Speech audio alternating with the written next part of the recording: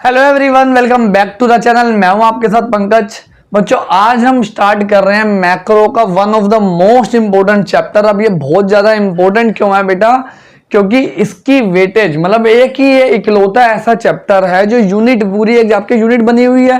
पहली यूनिट आपकी इंडेक्स में आप जाके देखोगे national anthem and related concept, then money banking, then aggregate demand and aggregate supply वाली, देन आपके गवर्नमेंट बजट। अब एक ये इकलौती यूनिट ऐसी है जिसमें सिर्फ एक सिंगल चैप्टर है और इसकी वेटेज पेपर में 8 से 10 मार्क्स की कम से कम रहने वाली है आपके बोर्ड में। तो ये चैप्टर वैसे तो देखो बहुत इजी है, लेकिन ये इजी आपके लिए तभी होगा जब आपके माइंड में ना एक प्रिंट छपा हुआ है, पूरा का पूरा मैप छपा हुआ है। जैसे डायग्राम बना हुआ ना, ये ग्राफ सा बना हुआ है, ऐसे इसमें इस चैप्टर में यही कंफ्यूजन होती है बच्चों को कि इतने सारे टॉपिक्स हैं, कौन सा टॉपिक किसके अंदर है वो समझ नहीं आता।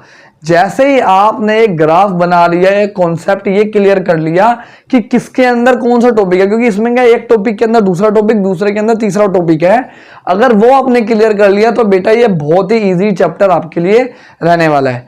करते हैं इसको स्टार्ट फटाफट। वन शॉट ही आपकी वीडियो ये होने वाली है, अदरवाइज वन शॉट नहीं हुई तो दो में ये आएगी। एक इसका थ्योरी पार्ट आएगा और एक आएगा इसका प्रैक्टिकल पार्ट, क्योंकि प्रैक्टिकल पार्ट इसका करना अच्छे से जरूरी है डिटेल में, क्योंकि उसका न्यूमेरिकल आता है। तो ट्राई करेंगे, अब देखते हैं कि कितनी ये वीडियो आपकी बड़ी बनती है। देखो, चैप्टर का नाम है government budget and economy. Budget word को समझते हैं पहले। बजट वर्ड क्या होता है बेटा? ये हर घर में या नॉर्मल लैंग्वेज में आपने बात करते हुए किसी को सुना होगा कि यार मेरा बजट नहीं बन रहा इतना, या ये मेरे बजट से बाहर जा रहा है। जो लाइफ होती है, मतलब डेली लाइफ में हर लोग फैमिली एक बजट बनाती है। उसमें वो क्या लिखती है कि कितना पैसा मेरा आना है, इस महीने मेरे कितनी सैलरी आनी है और कितना मेरा खर्चा होना है, क्या मेरी कोई सेविंग हो पाएगी नहीं हो पाएगी, या बजट कम तो नहीं पड़ रहा, कहीं मेरे खर्चे ज्यादा हो रहे हैं, पैसा मेरे पास कम आ रहा है, तो उसको कहते हैं बजट। जब हम एक रिटर्न में स्टेटमेंट लिखते हैं कि एस्टिमेट लगाते हैं कि मेरे पास इतना पैसा आएगा और इतना खर्चा होगा। तो अब वर्ड इसके साथ जुड़ गया गवर्नमेंट। तो जब गवर्नमेंट भी अपना एस्टिमेट लगाती है कि एक साल में, हम महीने का बनाते हैं, गवर्नमेंट एक पूरे साल का बनाती है और वो साल स्टार्ट होता है 1 अप्रैल से लेके 31 मार्च तक। अभी पढ़ेंगे उसे क्या बोलते हैं। तो जब गवर्नमेंट हिसाब लगाती है कि गवर्नमेंट के पास कितना पैसा आएगा और गवर्नमेंट पूरे साल में कितना खर्च करेगी, उसको क्या बोलते हैं? Government budget. और इस गवर्नमेंट बजट का यूज करके इकोनॉमी को कैसे चलाया जाता है, इकोनॉमी कैसे चलेगी, वो इस चैप्टर में हमने बेटा पढ़ना है। तो आओ देखो पहले मीनिंग पढ़ते हैं क्या है। देखो, government budget is an annual statement. Statement क्या होती है? जो हम एक कागज के टुकड़े में लिख रहे हैं पूरा कितना पैसा आएगा कितना जाएगा। Showing item wise estimate of receipt. Receipt मतलब पैसा आना। And expenditure during a fiscal year.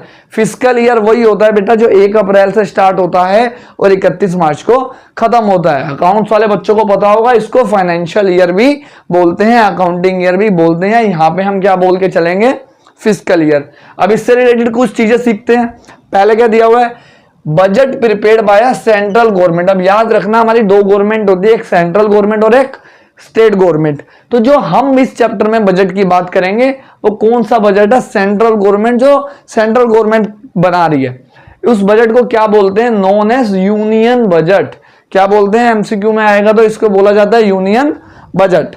इसके बाद finance minister present budget in the parliament on the first day of Feb every year.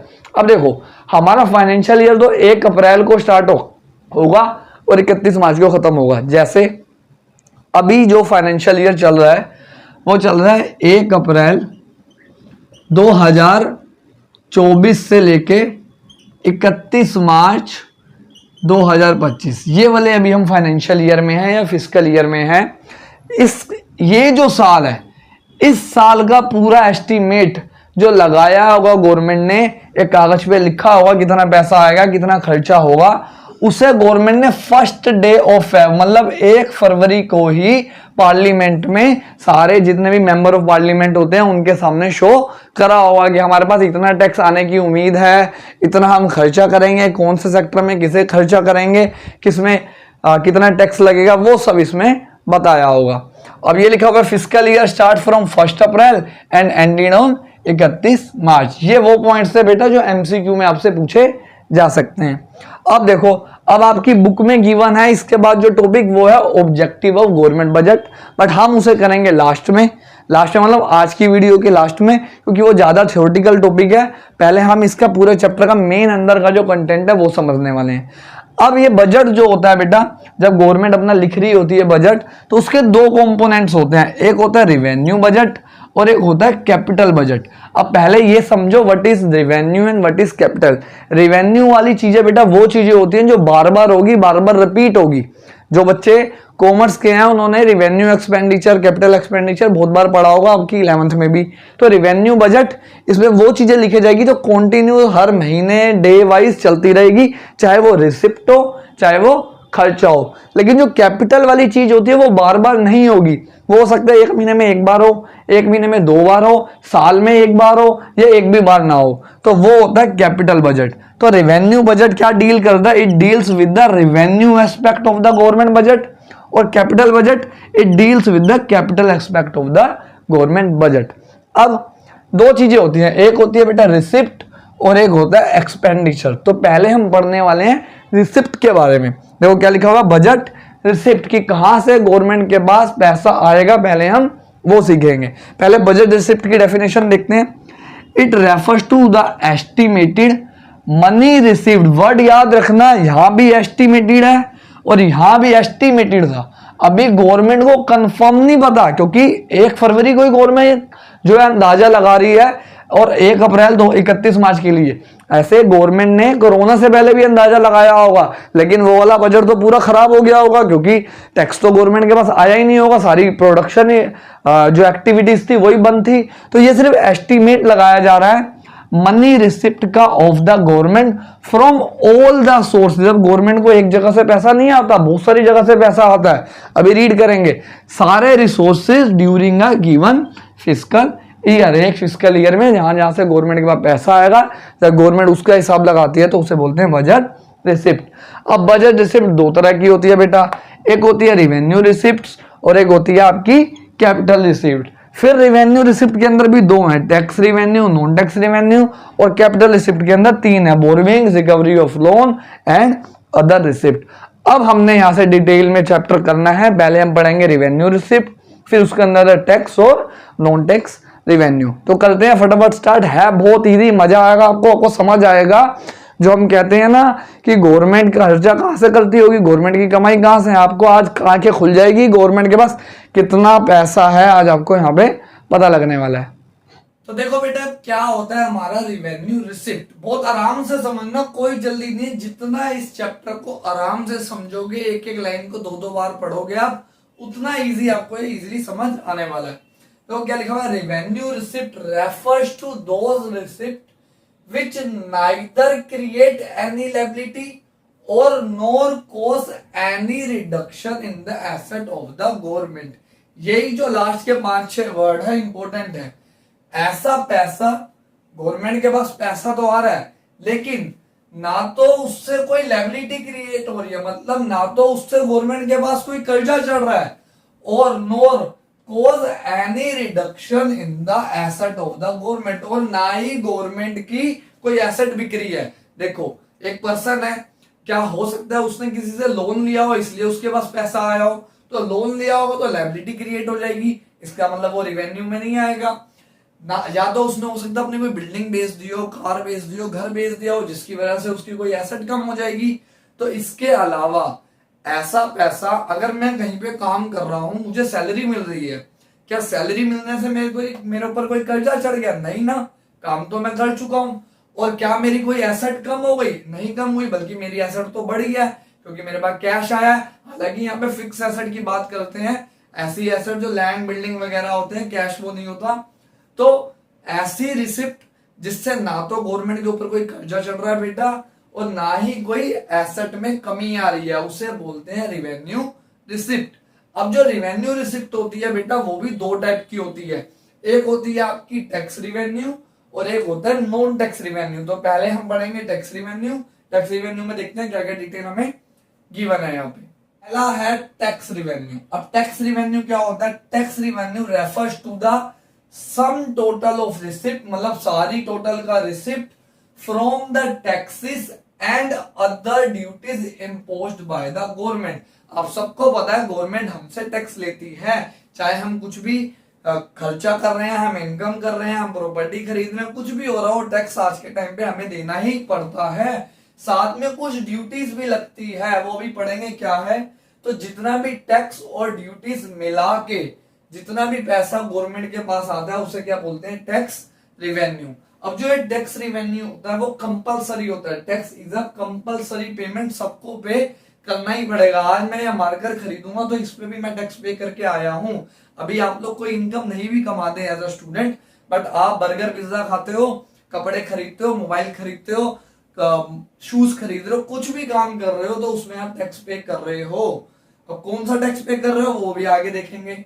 No one can refuse to pay it, कोई भी इसे देने से मना नहीं कर सकता। आगे क्या लिखा हुआ है, tax receipts are spent by the government for the common benefit of the people in the country. जो भी पैसा गवर्नमेंट के पास आता है टैक्स के रूप में, टैक्स में जो भी हम पे कर रहे हैं, इनकम टैक्स हो, जीएसटी हो, जो भी हो, उसका गवर्नमेंट कहां पे स्पेंड करती है, कहां पे यूज करती है, जो कॉमन बेनिफिट है, जैसे लोगों के लिए सड़कें बना दी, स्कूल बना दिए, पार्क बना दिए, उसके लिए यूज करा जाता है ये पैसा। अब देखो टैक्स रिवेन्यू भी दो तरह के होते हैं बेटा, एक होता है डायरेक्ट टैक्स और एक होता है इनडायरेक्ट टैक्स। तो पहले हम करेंगे डायरेक्ट टैक्स क्या होता है। देखो direct tax refers to the taxes that are imposed on property and income of an individual and companies and their burden can not be shifted to the other person and entity. ध्यान से समझना, language complicated हो सकती है लेकिन जब easy से समझ लोगे तो लिखने वास अपने आप लिख लोगे।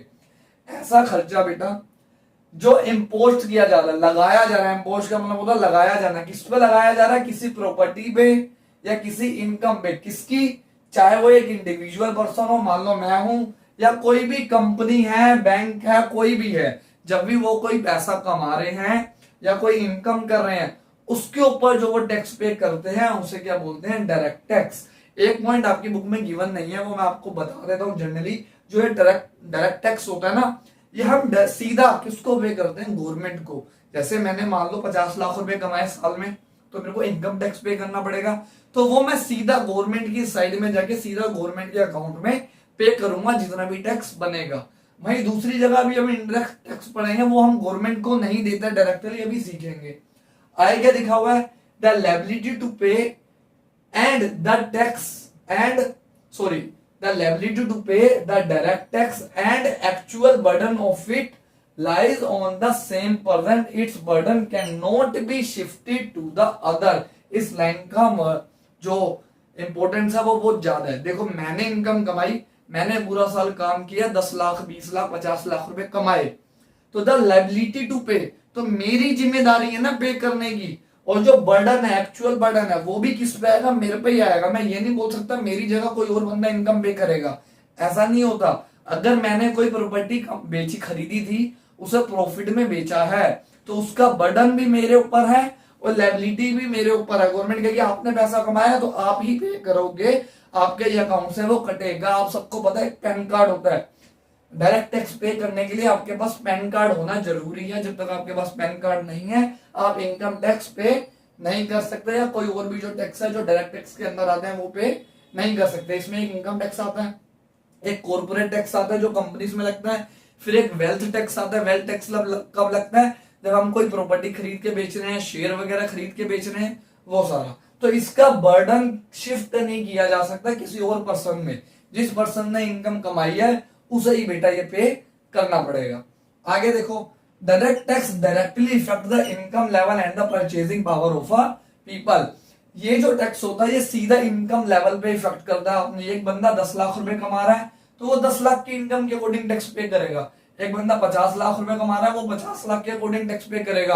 अगर कोई 10 करोड़ कमा रहा है, अंबानी है, तो अंबानी अपनी इनकम के अकॉर्डिंग टैक्स पे करेगा। ये डायरेक्टली आपकी इनकम लेवल से इफेक्ट करता है और आपकी परचेजिंग पावर से, क्योंकि जितना ज्यादा, मान लो मैंने 10 लाख रुपए कमाए, इसमें से 50,000 रुपए मेरा टैक्स चला गया, तो मेरी अब परचेजिंग पावर में खर्च करने के लिए कितना बचा, 9,50,000 रुपए। तो मेरी परचेजिंग पावर अब थोड़ी सी कम हो गई क्योंकि मेरे को टैक्स पे करना पड़ गया। ये हो गया मेरा डायरेक्ट टैक्स। अब आते हैं इनडायरेक्ट में। Indirect taxes are those taxes which can be shifted to the another person. अब इसका बर्डन अनदर पर्सन में शिफ्ट किया जा सकता है। Their monetary burden is ultimately borne by the final user of the goods. ये word बहुत important है, अभी समझाता हूं कैसे। Goods and services rather than the person on whom the tax is levied. अब ध्यान से समझना बेटा, आप गए एक दुकान में मोबाइल खरीदते हो। अब जब मोबाइल खरीदते हो तो दुकानदार कहता है 15,000 रुपए का। अब ये जो 15,000 होता है इसके साथ लिखा होता है, घर में कोई भी प्रोडक्ट उठा के देख लेना, उसमें जो MRP लिखी होती है उसके साथ लिखा होता है इंक्लूडिंग ऑफ ऑल टैक्सेस, कि इसके अंदर सारे टैक्सेस इंक्लूड हैं। और वो कौन से टैक्स होते हैं? इनडायरेक्ट टैक्स, जैसे GST, excise duty, CST, VAT, ये सारे इनडायरेक्ट टैक्स के अंदर आते हैं, कस्टम ड्यूटी वगैरह। तो अब ये 15,000 के अंदर टैक्स पे है। अब मतलब इसके अंदर जो जिस बंदे ने ये बनाया होगा, ध्यान से समझो, उस बंदे ने ये बनाया होगा 10,000 रुपए का। वो मोबाइल बना 10,000 रुपए का, 1,000 रुपए उसने इसके अंदर अपना प्रॉफिट जोड़ा, कितने का हो गया? 11,000 का। तो आपको तो 11 का मिलना चाहिए, लेकिन नहीं, इसके अंदर 4,000 रुपए उसने टैक्स ऑलरेडी गवर्नमेंट को पे कर दिया है। जो मैन्युफैक्चरर है प्रोडक्ट का, उसने गवर्नमेंट को ऑलरेडी पे कर दिया है और वो हमसे चार्ज करता है वो 4,000 में। तो अल्टीमेटली बर्डन किसके ऊपर है? जो फाइनल यूजर है गुड्स एंड सर्विसेज का, ना कि उसके ऊपर आया जिसके ऊपर टैक्स लेवी हुआ है। लेविड होना मतलब जिसके ऊपर लगा है। लगा तो मैन्युफैक्चरर पे था कि आपने प्रोडक्ट बनाया, टैक्स पे करो, आप इसको बेचोगे, लेकिन उसके बाद तो उसने 4,000 जो पे कर रहे थे उसने किससे ले लिया? हमसे ले लिया, अपने कस्टमर से ले लिया। बर्डन किसके ऊपर आया? फाइनल यूजर्स के ऊपर। आगे आओ, they are imposed on goods and services. ज्यादातर ये किसमें लगता है? गुड्स एंड सर्विसेज में। घर जाके कभी चेक करना, या कभी जब पिज्जा बर्गर खाने जाते हो ना, जो बिल पे करते हो उसको टैक्स चेक करना, उसमें टैक्स लगा हुआ होगा। आगे देखो, it can be avoided, they are compulsory payments. वैसे तो ये कंपल्सरी पेमेंट होता है, but it can be avoided. इसको आप अवॉइड कैसे कर सकते हो? कुछ चीजें होती हैं बेटा जिसके ऊपर गवर्नमेंट कहती है आपने टैक्स पे नहीं करना। Can be avoided by not entering into the those transaction. जैसे खादी प्रोडक्ट, आपकी बुक में एग्जांपल दे रखा है, खादी प्रोडक्ट्स आते हैं, मतलब वो बिल्कुल कॉटन के कपड़े होते हैं, वो इंडियन ट्रेडिशनल कपड़े हैं। तो गवर्नमेंट उसे बढ़ावा देना चाहती है, तो बोलती है कि खादी प्रोडक्ट्स पे हम टैक्स नहीं लगाएंगे अगर आप खादी के कपड़े खरीदते हो। तो इसका मतलब आपका इनडायरेक्ट टैक्स बच जाएगा, GST आपका बच जाएगा। ये हो गया बेटा टैक्स रिवेन्यू। अब आते हैं किसमें? नॉन टैक्स रिवेन्यू में। वो बहुत सारे हैं, 8 से 10 हैं, लेकिन वो बहुत छोटे छोटे हैं, सिंपल से 2 मिनट में हमारे हो जाएंगे। तो देखो बेटा क्या होते हैं हमारे नॉन टैक्स रिवेन्यू और उसके कितने सोर्सेस हैं। देखो स्क्रीन पे आपको दिख रहे होंगे, बहुत सारे हैं और सारे करने हैं, और जोन से मैं स्पेशल बताऊंगा, इंपोर्टेंट मार्क कराऊंगा, वो आपने जरूर करने हैं। पहले देखो क्या होते हैं non tax revenues refers to the receipt, ऐसा पैसा of the government from all the sources other than those of tax receipt. मतलब ऐसा पैसा जो गवर्नमेंट के पास आ रहा है, जो टैक्स की फॉर्म में नहीं आ रहा। टैक्स हमने पढ़ लिया डायरेक्ट और इनडायरेक्ट, उसके अलावा जो भी पैसा सारे सोर्सेज से गवर्नमेंट के पास आ रहा है उसको बोलते हैं नॉन टैक्स रिवेन्यू। अब इसमें देखते हैं सिंपल, लेकिन ध्यान से समझना। पहला है इंटरेस्ट। अब इंटरेस्ट गवर्नमेंट को कहां से मिलेगा? अब जो सेंट्रल गवर्नमेंट होती है बेटा, वो स्टेट गवर्नमेंट को लोन देती है, कंपनीज को लोन देती है, या हम लोग भी गवर्नमेंट बैंक में जाके लोन लेते हैं ना, तो उसमें बदले में गवर्नमेंट को इंटरेस्ट मिलता है। तो वो एक गवर्नमेंट की पहली इनकम है और वो कोई टैक्स नहीं है, वो तो गवर्नमेंट ने क्या दिया है? लोन दिया है, उसके बदले में उसे इंटरेस्ट मिल रहा है। Government receive interest on loan given by it to the state government, private enterprise and general public. इनको जब इंटरेस्ट गवर्नमेंट लोन देती है, उस पर जो इंटरेस्ट मिलता है वो किसके अंदर आता है? नॉन टैक्स रेवेन्यू में। सेकंड है प्रॉफिट एंड डिविडेंड। अब प्रॉफिट कैसे? जो गवर्नमेंट की कंपनी है जैसे रेलवे, LIC वगैरह, जो पब्लिक एंटरप्राइज है, वो प्रॉफिट कमाते होंगे ना, वो भी तो अपना कुछ सर्विस दे रहे हैं या गुड्स बेच रहे हैं। तो government earn profit through public sectors and also earn profit from the cell proceed of the product of such public sector. एक तो पब्लिक सेक्टर जो प्रॉफिट कमा रही है वो, और जो वो प्रोडक्ट बेच रही है उससे भी जो प्रॉफिट आ रहा है वो भी किसके अंदर आता है? नॉन टैक्स रिवेन्यू में। अब ये डिविडेंड क्या होता है बेटा, जब हम किसी भी कंपनी का शेयर खरीदते हैं तो बदले में हमें प्रॉफिट मिलता है। जैसे कंपनी ने प्रॉफिट कमाया तो वो प्रॉफिट किसको मिलेगा, जिन्होंने शेयर खरीदा है। तो शेयर होल्डर्स को, शेयर होल्डर वो होते हैं जिन्होंने शेयर खरीदा होता है, उनको जो पैसा मिलता है उसको क्या बोलते हैं, डिविडेंड। तो गवर्नमेंट ने भी, सेंट्रल गवर्नमेंट ने भी बहुत सारी कंपनियों के शेयर खरीदे होते हैं, तो वहां से जो उनको पैसा आता है उसे बोलते हैं dividend. Government also get dividend from its investment in the other companies. Next है बेटा फीस। अब फीस क्या होता है, बहुत सारी ऐसी चीज होती है, जैसे मैं पासपोर्ट बनवा रहा हूँ, पासपोर्ट की मेरे को फीस पे करनी पड़ेगी, या मैं लाइसेंस बनवाने जाता हूँ, वैसे लाइसेंस तो आपके इसमें अलग से टॉपिक दिया हुआ है।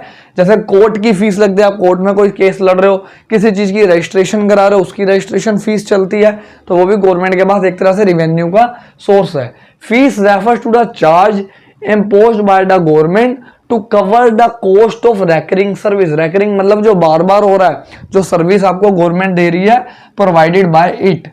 It is also compulsory contribution like court fees. अगर आप कोर्ट में जा रहे हो तो आपको पे करना ही पड़ेगा, कंपल्सरी, आप मना नहीं कर सकते। या आप अपनी गाड़ी का कोई रजिस्ट्रेशन वगैरह करवाते हो तो उसमें भी आपकी फीस जाएगी।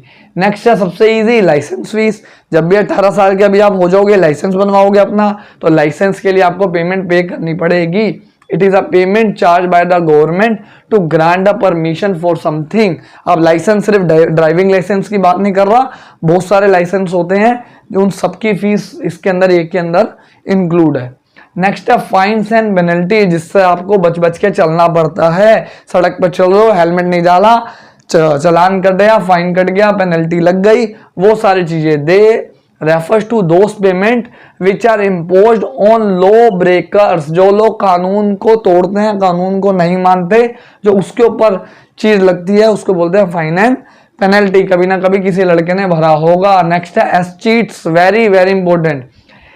एफ जी और एच, very important point. Escheats क्या होता है, एक बंदा है जिसके अकाउंट में करोड़ों रुपए पड़ा है, 10-20 करोड़ रुपए पड़ा है, लेकिन उसके कोई फैमिली में नहीं है, आगे पीछे कोई नहीं है, कोई लीगल हायर नहीं है, उसने कुछ भी अपने बैंक में नहीं लिखवा रखा कि कल को मुझे कुछ हो जाए तो ये पैसा किसको मिले, तो बैंक में पड़ा रहेगा। तो वो पैसा बेटा किसे मिल जाता है, गवर्नमेंट को। Escheat, it refers to the claim of the government on the property of a person who dies, जो मर चुका है, without living behind any legal heir. या तो उसका कोई लीगल हायर ही नहीं है, उसका कोई बेटा नहीं है, बेटी नहीं है, कोई नहीं है, या उसने कोई विल ही नहीं बना रखी कि हाँ भाई इस पैसे को डोनेट करना है, उसने ये भी नहीं लिखा, तो सारा का सारा पैसा कौन ले लेगी, गवर्नमेंट। नेक्स्ट है forfeiture, very important point, commerce में अकाउंट्स में आएगा ये। These are in the form of penalty, ये भी एक तरह की पेनल्टी है, which are imposed by the court, लेकिन ये कौन लगाता है, कोर्ट लगाता है। For non compliance of orders और non fulfilment of a contracts. मान लो किसी ने फ्रॉड कर दिया इंडिया में, जैसे विजय माल्या वगैरह, नीरव मोदी वगैरह, कोई भी हो सकता है, तो अब उन्होंने क्या किया है कि कोई ना कोई नॉन कंप्लाइंस किया, फ्रॉड नहीं करना चाहिए था, या कोई कॉन्ट्रैक्ट पूरा नहीं किया, एक पर्सन के साथ कॉन्ट्रैक्ट किया था वो तोड़ दिया, तो गवर्नमेंट कोर्ट में केस जाएगा, तो कोर्ट ऑर्डर करेगा कि भैया इस बंदे की प्रॉपर्टी जब्त कर ली जाए, उस प्रॉपर्टी को बेच के हम पैसा वसूल कर लेंगे। उसे कहते हैं फॉरफीचर करना, किसी की प्रॉपर्टी जब्त कर लेना। स्पेशल असेसमेंट, वे भी बहुत इंपॉर्टेंट पॉइंट है बेटा। अब देखो मेरा ये घर है, यहाँ पे मेरा घर बना हुआ है, बचपन में बनाते थे ना ऐसा है, तो ये घर बना हुआ है, इसके यहाँ पे एक रोड खाली थी, मतलब टूटी फूटी रोड थी, कोई भी खेत वेत बने हुए थे, खराब बना हुआ था। गवर्नमेंट आई है, बहुत अच्छा हाईवे बना दिया, मॉल्स बना दिए, मेट्रो स्टेशन बना दिए, ऐसी चीज बना दी, स्पोर्ट्स कॉम्प्लेक्स बना दिया, जिसकी वजह से मेरे घर की वैल्यू पहले 1 करोड़ थी, अब 1.5 करोड़ हो गई, 1.5 करोड़ हो गई, बढ़ गई।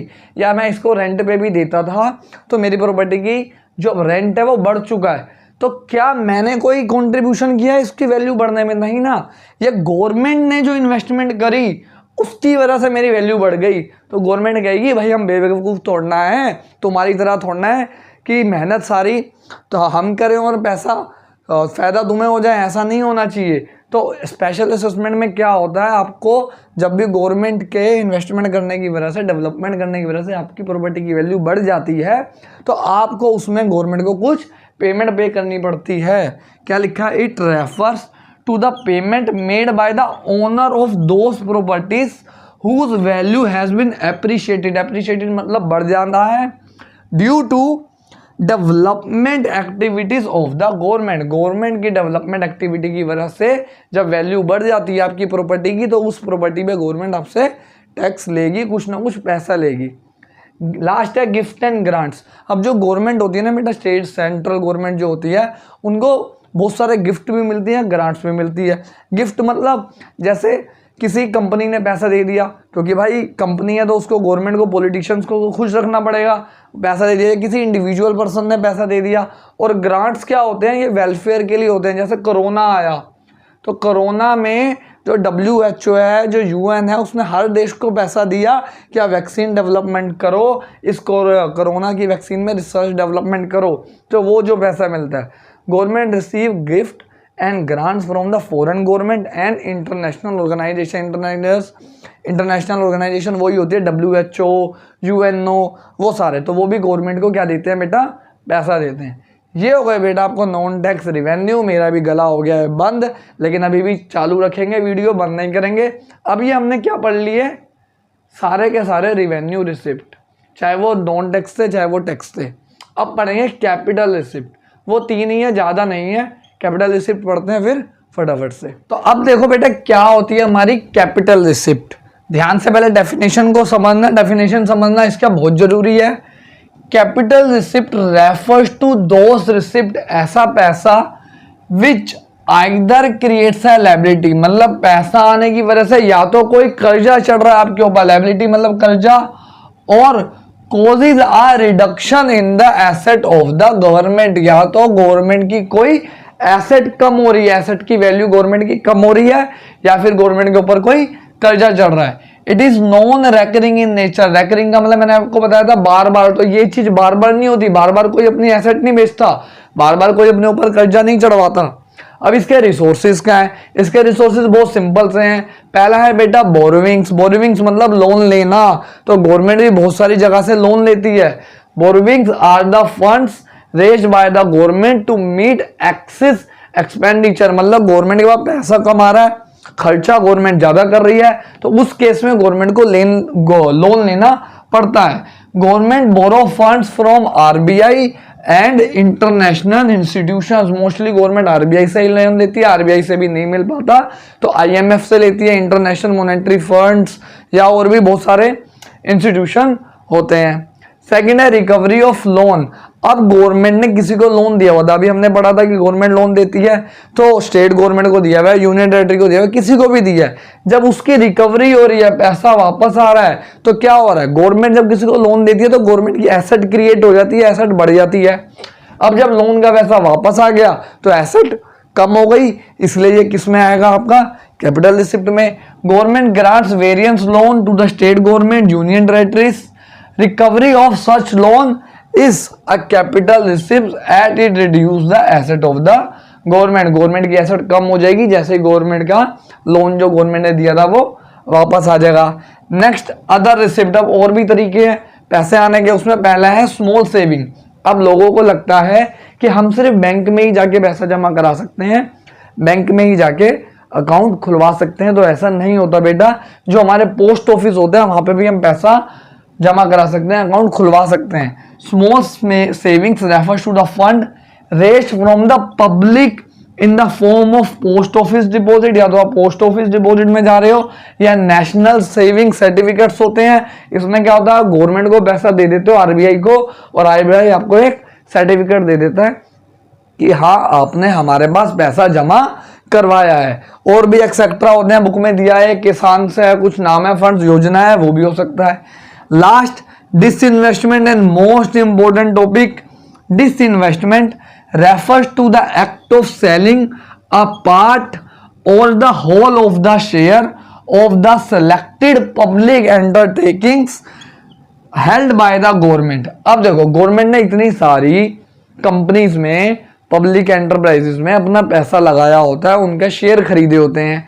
तो जब गवर्नमेंट को लगता है कि नहीं अब हमें पैसों की रिक्वायरमेंट है, तो हम क्या करते हैं, एक एसेट बेच देते हैं। जैसे एक नॉर्मल पर्सन है, उसके पास 4 घर है, ठीक है, अब उसको पैसे की जरूरत है, उसके घर में शादी है किसी की, तो उसने क्या करा, एक घर बेच दिया। कोई बिजनेस खोलना था, तो ऐसे ही गवर्नमेंट ने मान लो 4 कंपनी में पैसा लगा रखा है, तो गवर्नमेंट ने एक कंपनी के या तो पार्ट या तो कुछ शेयर बेचे या पूरी की पूरी पब्लिक एंटरप्राइज ही बेच दी, उसको बोलते हैं डिसइन्वेस्टमेंट। बहुत इंपॉर्टेंट है, याद रखना। Government sells a part or a whole of its share, it leads to reduction in asset। अब उस पर्सन की एक एसेट कम हो गई ना, प्रॉपर्टी कम हो गई, एक घर कम हो गया, तो ऐसे ही गवर्नमेंट की भी प्रॉपर्टी एसेट कम हो गई, इसलिए कैपिटल रिसिप्ट में आएगा और इसको क्या बोलते हैं, डिस इन्वेस्टमेंट। हो गई हमारी सारी रिसिप्ट खत्म। अब बारी आती है किसकी, एक्सपेंडिचर की। थक तो नहीं गए, मैं तो थक रहा हूं, तुम भी थक ही रहे होगे, लेकिन थकना नहीं है, एक बार वीडियो देख लोगे 8 नंबर पक्के हैं। अब आते हैं एक्सपेंडिचर। एक्सपेंडिचर में कोई ज्यादा डिटेल में नहीं है, बहुत सिंपल रहा, फटाफट करते हैं उसे हम खत्म। तो देखो बेटा, अब हमारा लास्ट टॉपिक आज हम इतना ही कवर कर रहे हैं, मतलब इस वीडियो में। नेक्स्ट वीडियो में हम कवर करेंगे ऑब्जेक्टिव्स, और जो मैंने आपको इसका न्यूमेरिकल पार्ट बोला, वो न्यूमेरिकल करने से पहले हमें कुछ थ्योरी भी पढ़नी पड़ेगी, क्योंकि थ्योरी भी के बिना वो न्यूमेरिकल पोर्शन नहीं हो सकता। तो अब देखो लास्ट टॉपिक क्या, बजट एक्सपेंडिचर। हमने रिसिप्ट तो पढ़ लिया, रिसिप्ट की रिवेन्यू रिसिप्ट, उसके अंदर क्या था, कैपिटल रिसिप्ट, इतनी डिटेल में पढ़ लिया, और वही इस चैप्टर का बड़ा टॉपिक था। अब ये है बहुत छोटा सा टॉपिक, एक्सपेंडिचर। एक्सपेंडिचर मतलब कोई भी खर्चा। Budget expenditure refers to those estimated. अब ये भी एस्टिमेटेड है, एक्चुअल नहीं है, मतलब गवर्नमेंट हिसाब लगा रही है कि फ्यूचर में हम इतना इतना खर्चा करेंगे। Expenditure of the government during a fiscal year. अब इसमें भी 2 तरह के होते हैं बेटा, रेवेन्यू और कैपिटल एक्सपेंडिचर। रेवेन्यू वही जो बार बार होंगे, और कैपिटल वो जो बार बार नहीं होंगे। Revenue expenditure refers to those expenditure which neither creates any asset. ना तो इससे कोई एसेट क्रिएट हो रही है गवर्नमेंट की, no cause any reduction in any liability of the government. मतलब गवर्नमेंट खर्चा तो कर रही है, लेकिन ना तो कोई गवर्नमेंट की प्रॉपर्टी बन रही है, एसेट बन रही है, ना गवर्नमेंट की कोई लायबिलिटी कम हो रही है। जैसे गवर्नमेंट के जो डिपार्टमेंट होते हैं उसमें गवर्नमेंट के एम्प्लॉइज होती है, एम्प्लॉइज होते हैं, मतलब उसमें वो उनको क्या देते हैं, सैलरी। अब जो सैलरी दे रहे हैं, क्या उससे कोई एसेट क्रिएट हो गई उनकी? नहीं। क्या कोई लायबिलिटी कम हो गई? नहीं। वो तो उनको अपने जो डेली के काम है उसको, इकोनॉमी को चलाने के लिए, डिपार्टमेंट को चलाने के लिए खर्चा करना पड़ रहा है, और सैलरी हर महीने जाएगी, इसलिए ये रेकरिंग इन नेचर होते हैं। रेकरिंग मतलब बार बार होगा, और it is incurred on the normal functioning of the government. अगर गवर्नमेंट सैलरी नहीं देगी तो गवर्नमेंट के कामकाज ही नहीं होंगे। तो गवर्नमेंट को डेली नॉर्मल फंक्शन करने के लिए जो खर्चा करना पड़ता है वो होता है रेवेन्यू एक्सपेंडिचर। अब आते हैं बेटा कैपिटल एक्सपेंडिचर में। Capital expenditure refers to the expenditure which either creates an asset. या तो गवर्नमेंट की कोई एसेट क्रिएट हो रही है वो खर्चा करने से, या फिर cause a reduction in the liability. या तो गवर्नमेंट का कोई कर्जा कम हो रहा है, जैसे गवर्नमेंट ने कोई लोन लिया हुआ था वो पे कर दिया तो गवर्नमेंट की लायबिलिटी कम हो गई। गवर्नमेंट ने कोई मेट्रो स्टेशन बना दिया तो गवर्नमेंट की एसेट क्रिएट हो गई। ट्रेन बना दी, प्लेन बना दिए, तो ऐसी चीज, ऐसा खर्चा जिससे गवर्नमेंट की कोई एसेट क्रिएट हो रही है या कोई कर्जा कम हो रहा है, लायबिलिटी कम हो रही है, वो क्या होता है, कैपिटल एक्सपेंडिचर। अब मेट्रो गवर्नमेंट बार बार तो बनाएगी नहीं, प्लेन बार बार तो खरीदेगी नहीं, कर्जा अपना लोन एक बार पे कर दिया बार बार तो पे करेगी नहीं, तो ये नॉन रेकरिंग होता है, ये खर्चा बार बार नहीं होता। और it adds to the capital stock. Capital stock मतलब ऐसी चीज है जिससे कोई ना कोई प्रोडक्टिविटी एक्टिविटी हो रही है, देश में इकोनॉमी बढ़ रही है, तो इससे कैपिटल स्टॉक बढ़ता है of the economy and increase the productivity, और देश की प्रोडक्टिविटी बढ़ती है। ये हो गया बेटा आज का हमारा वीडियो का टॉपिक खत्म। नेक्स्ट वीडियो का मैंने आपको ऑलरेडी बता दिया है, जल्दी उसकी वीडियो आ जाएगी। इंडियन डेवलपमेंट आपकी साथ में चल रही है, और नेक्स्ट वीडियो में इसके एमसीक्यू भी साथ में ही कवर कर लेंगे। जैसे मैंने आपको बोला था कि जो भी चैप्टर होता जाएगा हम एमसीक्यू की वीडियो उसमें अपलोड करते रहेंगे।